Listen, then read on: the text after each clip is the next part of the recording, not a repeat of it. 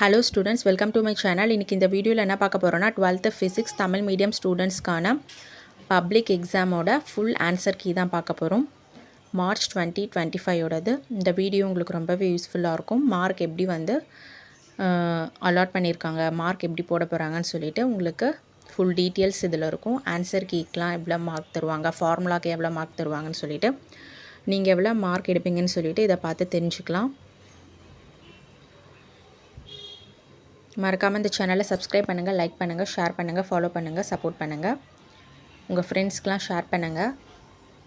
PDF வேணுன்றவங்க நாங்கள் டிஸ்கிரிப்ஷனில் லிங்க் வைக்கிறோம், நீங்கள் அங்கே போய் செக் பண்ணிக்கலாம்.